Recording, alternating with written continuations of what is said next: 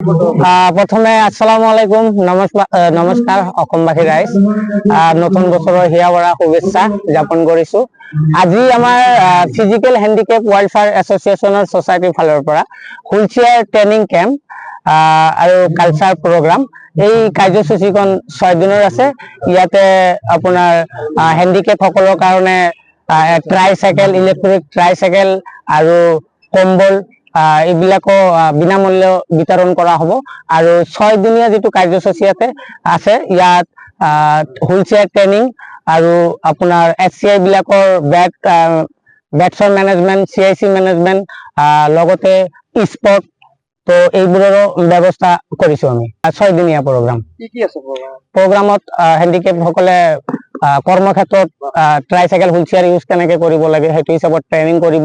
আৰু কিছুমান আছে HCI যিহেতু বহি থাকিলে বেছিভাগ মানে ৰুল নামানিলে সিহঁতৰ বেটছৰ হয় আৰু বহুত কিবা কিবি বেমাৰ হৈ থাকে। সিহঁতৰ কাৰণে বেটছৰ মেনেজমেণ্ট আৰু CIC কাৰণে এইবিলাকৰ ডিছকাশ্যন চলিব। হেণ্ডিকেপটো আমাৰ বিলাসীপাৰা সাব ডিভিজন হিচাপতে আমাৰ বিলাসীপাৰা সমজুলা হিচাপে মিনিমাম 4000 কেণ্ডিডেট আছে।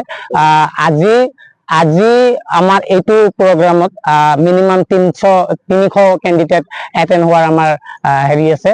তো এতিয়ালৈকে হয়তো 150 হৈয়ে গৈছে, আহি আছে, সন্ধিয়ালৈ আহিয়ে থাকিব। হয়, আজি ফিজিকেল হেণ্ডিকেপ এছ'চিয়েশ্যনে যি প্ৰগ্ৰামটো আয়োজন কৰিছে, এনেকুৱা ধৰণৰ প্ৰগ্ৰাম আমাৰ এই অঞ্চলত প্ৰথম।